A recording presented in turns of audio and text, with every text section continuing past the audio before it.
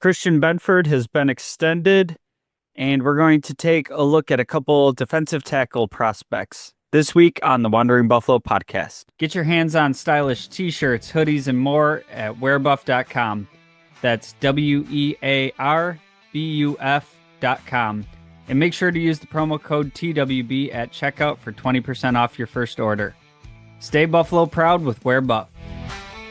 You're now listening to the Wandering Buffalo podcast with your host, Justin Goddard.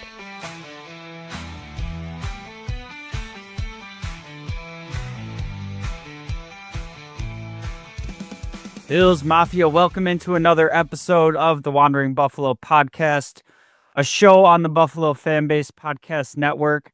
My name is Justin, and I will be your host today. And today I want to start out with a couple newsy items. Since our last recording, we did see a Christian Benford extension, which I'm super excited about. Not only do I think you've locked up a very talented cornerback, but I think the value on the contract is kind of insane. Seeing some of the cornerback deals that were being handed out this offseason, not only from other teams by extensions, but seeing some of the guys go in free agency getting, this $18 million of an average annual value. And Benford comes in 4 years, $76 million. This is going to go, on top of the remaining year that was left on his deal. This comes in at an AAV of about $19 million, which, seeing, like I said, these free agent deals going through, seeing like the JC Horn one, seeing these guys go for $25, $30 million a year. I feel like Benford is in top 5, top 10 range in the NFL. I think he still has room to grow upwards. And I just think that we are able to get him locked in on an awesome deal. Currently speaking, he is the 13th highest paid cornerback in the league, which, as we've seen, how contracts go, before this deal even starts, he's going to be lower on that list because more people are going to get extended, and it's just going to keep going up and up and up. So I thought this was another awesome deal by Brandon Beane to be able to get ahead of it, get some value out of the contract, get him in for a lower number than I think most people expected, and, really lock in that cornerback one position for the next 5 years. Kind of the other side to this is, not super Bills related at this point, but, everything Stefon Diggs comes back to the Bills somehow, right? And he ends up signing in New England, which wasn't really expecting. But we did see him get a pretty huge deal from New England. I believe it was 3 years, $69 million, something like that. $26 million guaranteed. And, I've seen a lot of people, criticizing Diggs about like, oh, so much for wanting to win. And honestly, from a Diggs perspective, I can't fault him for this. He's a 32-year-old receiver coming off an ACL. That happened mid-season, so who knows when he's going to be ready. You got a team to give you $26 million guaranteed with those circumstances, and, maybe he bounces back and he's the player that he was. Maybe he doesn't. But was able to capitalize and get that contract. And, I think it's easy for us from an outside perspective to say, really the only goal should be winning a Super Bowl. But he's had a great career. He's on, the back nine of that career. And, maybe there's a world where he could have taken a prove-it deal with a contender, something like 1 year, $12 million, something like that, whatever, and had a chance to be on a Super Bowl roster. But personally, if I'm putting myself in that situation, I can't fault somebody for taking some security and some guarantees. This is probably the last contract he's going, the last sizable contract at the very least that he's going to get. Um, for the Patriots side of things, I enjoyed seeing this from a division rival because it reminded me of the drought era Bills where, people didn't necessarily want to come here and you kind of had to overpay and take some gambles and hope things worked out. And from a New England perspective, I can't really fault them for this move.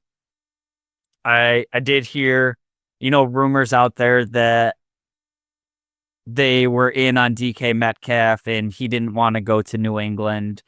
And, when you start whittling down the field, it wasn't the craziest free agent crop of receivers. And, you overpay, but they have, I think it was the highest cap space in the league. They're not tight on money, and, you know, maybe it does work out for them and he recaptures some of what he has, and you have that level receiver for your young quarterback. Personally, it's a gamble that I'm glad the Bills don't have to make at this tenure in this regime. I think it could go great, and you could have an awesome receiver that helps Drake May grow like he helped Josh Allen grow. Think you could see some trouble start up in New England early and often, and you see the other side of Diggs. It's a gamble for New England, but like I said, they kind of had to. You kind of have to take these kind of gambles when you're a team that's been struggling for a while and you're not a hot destination right now. So glad to be on the Bills side of this, where we are kind of a destination where we keep seeing Beane be able to get extensions done early and have them come in at a lower value, and to be that level of an organization from what we were not so long ago. Want to move into some just quick talking points from the owners' meetings. I think there's some interesting things going on there. And I want to start out with a couple of the rules changes being discussed. One that has been approved and one that is tabled for now. And the first one being the kickoff. And, in the NFL's effort to make the kickoff a more exciting play again, they are moving the touchback placement line to the 35-yard line. So, if you do kick the ball through the end zone, you choose not to have the other team return it. Basically, the ball's coming out to the 35-yard line. And I will say that I don't really like this idea. I think that there's other ways that you could address this. And ultimately, this is going to go into the next thing too, with the tush push of, we started seeing the changes on the kickoff under the pretense of player safety. And if you've listened to this show for any extended amount of time, you know that I kind of think the way the NFL likes to talk about player safety is kind of a joke, and they use it when it best suits them. So, they started tinkering with the kickoff for player safety, which, cool, fine. I am actually here for player safety. That's cool with me. But, now it's kind of gone the other way in that we don't really see any returns, and it's not an exciting play, and it's kind of, what's the point of it? We go through all this lining up for the ball to get kicked out of the end zone, bring it out and start on offense. NFL has kind of figured out that that's not very exciting, especially when things are marketed as like kickoff weekend and kickoff will be at this time. It's a play that I can completely understand where they want the excitement back. Fair. In this situation, I think moving it out to the 35, this is another situation where advantage is going to the offense, right? And I think we see that all the time in the NFL. I don't see that going away anytime soon. See it with another rule being discussed of, the defensive holding. We'll see what happens there.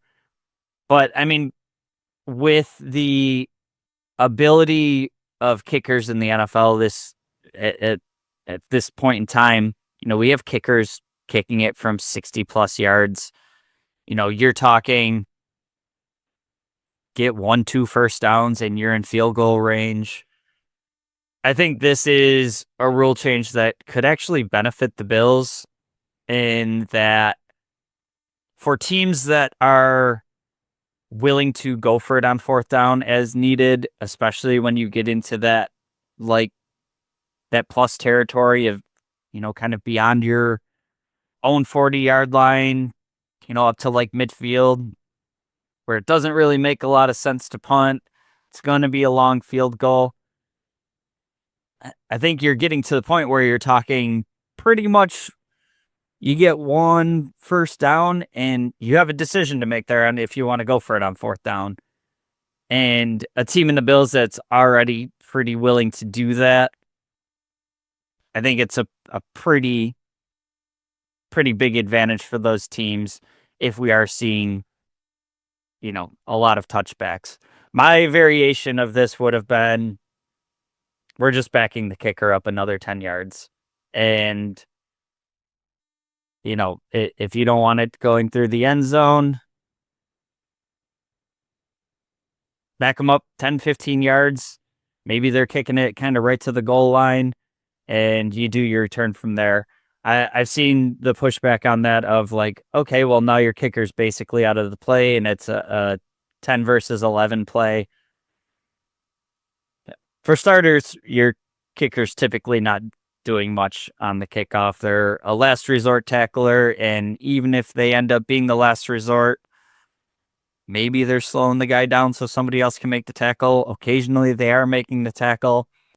But, I mean, if you're concerned about a numbers advantage, put 11 guys on the kickoff team plus the kicker. The kicker just kicks the ball and runs off the field.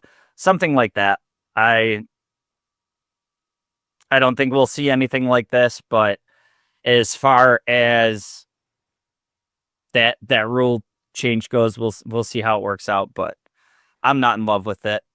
The other thing being talked about at the owners' meeting was the tush push, and honestly, I don't really give a hoot which way this goes. I can completely understand it, not looking like a football play.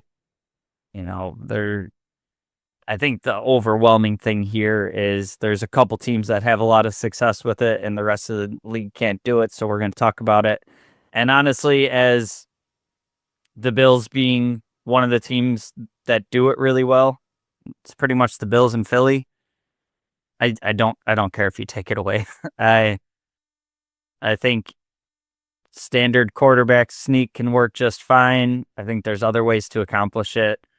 I think that when you have a quarterback the caliber of Josh Allen, like him being able to do awesome quarterback sneaks is an added benefit.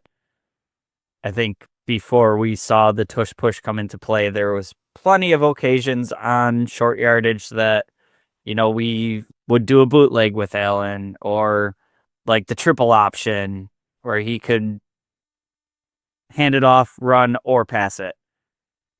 I can't get myself to a point where I'm very passionate on either side of this one. If you want to take it away, that's fine. I remember 4 or 5 years ago, the rule existed that you couldn't push or pull any of your players. And if you want to just go back to that, I'm fine with that too. As of right now, it sounds like it's a completely even split throughout the league, 16-16, and it's going to be tabled till May. We'll see what happens from there. But like I said, and I don't really have passion on either side of this. I think there's plenty of ways to accomplish that play. If you want to keep the tush push, that's fine. The Bills will continue doing it well. Last thing from the owners meeting was Brandon Beane talking about James Cook, and I just thought there was interesting messaging here that's worth talking about. Obviously, we've gotten a lot of extensions done this offseason, and James Cook being, the last person from that draft class that hasn't gotten an extension. And I just thought some of Brandon Beane's messaging was interesting in that, previously he had talked about, obviously they weren't on the same page. Doesn't mean they can't be in, weeks to months before the season, whatever. And in this iteration of the conversation, he did say, like, it doesn't mean that we can't get it done next year, and that they were kind of moving on to the draft. And I feel like that was Beane saying, don't expect anything anytime soon. And, we kind of had our conversations this year. We made our offer. It is what it is. And we're not going higher, and we'll go from there. And I'm cool with that. I love James Cook. I think we're probably talking, $2-3 million difference if they can agree on per year that would probably get this contract done. But in this situation, I'm cool with the Bills waiting on it. I know getting ahead of extensions is kind of their thing. We're kind of in a position where we don't even know if the Bills have an appetite for re-signing a running back. We've seen them draft Singletary, Moss, both those guys walked. Cook is a higher level investment, being a round 2 pick. He's definitely the most productive of running backs that they've drafted, but we haven't seen them re-sign a guy yet. So maybe it's just something they don't have an appetite for. Maybe they will draft another guy and kind of let him walk. I think this one is going to be interesting to see how it plays out. But when you come from the perspective of contract negotiations, the Bills really do kind of hold the leverage here in that they have him under contract for next season, and it would behoove Cook to not sit out because he's only going to be losing money, even more money on the table because he did get rookie contract incentives that gave him a pay bump up this year. And then even, so he's under contract next season. Even the following season, they could elect to franchise tag him, and we'll see what that would end up being. This year, it would be $13 million. So, it would still be coming in at less than he has publicly said he wanted. I don't see the Bills going that route. I think that I don't think they're too excited to use a franchise tag, and that's kind of a way to keep a guy here a little bit longer. And I think this locker room is very much like, we want you to be here and we want you to want to be here. And feels like the franchise tag is almost holding somebody hostage. And I think if it comes to that point, it'll either be an extension or he'll be off the team. I don't see them using the franchise tag. And for a team that likes to have cap flexibility and play around with it a lot, the franchise tag number is a hard number. There's no restructuring that. There's no moving it around. There's no playing with it. So if it was $13 million, it stayed right there. It's just straight $13 million off the top of the cap. So at the running back position, I just don't see that being likely. We haven't seen Beane use the franchise tag. I wouldn't expect it now. Moving on to the draft, there are a couple of prospects I want to talk about this week. And just kind of going back to last week's episode, kind of my feelings of what the plan will be for the Bills in this draft. And I had talked about, would they go cornerback first because it's seemingly the biggest, most glaring need? Would they lean into the depth of the D tackle and defensive end in this draft? That's, depending on who you ask, the two deepest positions in this draft are listed as D tackle and defensive end. And, would the Bills want to attack cornerback early to get their guy and then kind of lean on the depth? Today's exercise, I'm kind of going the route of they're going to attack the needs that I see fit first. And for me, that's defensive tackle. And I don't really care about the depth of this draft. I want to get like a marquee cornerstone kind of player and at the D tackle position. And this also is kind of predictive just in how much Brandon Beane and Sean McDermott talk about football still being one in the trenches, and two, just their history of having get-by guys at cornerback too, and locking up Benford to an extension kind of solidifies this for me. Again, we've seen them have all kinds of patchwork guys playing the CB2, whether it's Levi Wallace or any of the gains that were in here, Josh Norman, Dane Jackson, who's now back on the team. I think that this coaching staff has had so much success with kind of cast off guys and tail end of their career veterans and late round picks that I just don't see them attacking it as the first pick. And I could be completely wrong there. It could be completely dependent on how the board shakes out and, who's available. There's a ton of things that go into the draft, especially considering, again, we don't have a top 10 pick. So, you can get pretty predictive with, how the first 9 picks might go. Whether you get the exact draft order right or just kind of the players, you can have a good idea of who's going to be there. When you start talking about pick 30, it's a crapshoot. So for me, the number one prospect that's kind of a realistic target to me is Kenneth Grant. And for me, this is a dude that I have a really hard time seeing him make it to 30. Again, this is tough because when you're looking at mock drafts, it's a lot of how you think things will go. It's, really hard to predict trades that would happen. But I've seen a ton of mock drafts have Kenneth Grant still be there at 30 and be the pick for the Bills. And this is a guy that, for me, I think hits kind of all the bullet points of what I'm looking for in a D tackle, and that, we're concerned about the Bills' run defense.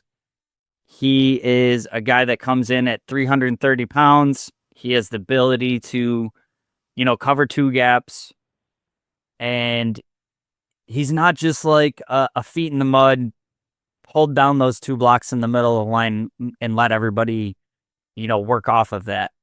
He can get up and down the line. He's a great athlete for his size. And what I think really kind of rounds out his profile for the Bills is he's on the younger side. He's 21 right now. He'll be 22. I believe it was October. And he kind of has that raw upside. And I know a lot of people have been talking about Brandon Beane and how he likes to swing on these guys with tools.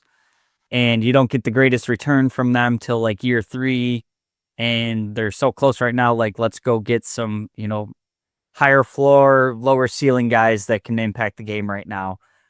I think that ceiling that Kenneth Grant has to work into is improving in his pass rush, but I think that he could also be an impact day one kind of guy. And this is looking at in particular, I'm sorry, Ed Oliver and how effective he's been with, a bona fide guy next to him. And I think day one, you could have Grant be that space eater and let Ed Oliver get more one-on-ones and really reach for his ceiling like we've seen him be able to do.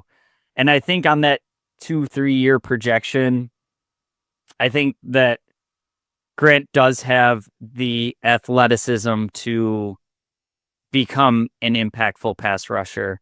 And I'm not saying he's going to be a double-digit sack guy, but I think that he could push and collapse the pocket from the middle and kind of have that pass rush plan where we saw a couple of years ago where like a bunch of guys had like between 5 and 8 sacks. And it came from all over the place, but it was a cohesive unit where each player was a piece in the plan, and that helped everybody be more successful. So Kenneth Grant he's kind of like my number one dream pick in the first round. I would bet on that upside, and I would even move up as needed for this pick. We'll see how it goes on draft night. Like I said, I can't really wrap my brain around how he would make it to 30, but hey, let's hope that some teams get after these quarterbacks early and start pushing some players down the board, and it increases the chances there. The second guy I want to talk about today is Derek Harmon, and he's again another one of these guys for me that kind of fills out that one tech type of player that we're looking for, in that he's, a big old human eating up space in the middle. And I from conversations that I've had with a lot of Bills fans, it seems like we want that true one tech type dude more than the Bills may want it. We've seen them, time after time going after these 3 tech dudes, and they're concerned about getting up the field and getting that pass rush. And to an extent, the run defense has taken a backseat to that. What I like about both of these players as options is you'd still have Daquan Jones in the room that can kind of be a mentor to these guys, can help with the pass rush. You also have Dwayne Carter, who you drafted in the 3rd round last year, who's more of that penetrating style, defensive tackle. And you can see, where he's at in year 2. Maybe you don't need these guys to come in and, be the savior of the defense. I think that either of these players could be a good option they're both guys that I'm looking at that are kind of a long-term answer to play next to Ed Oliver and really be a solution there.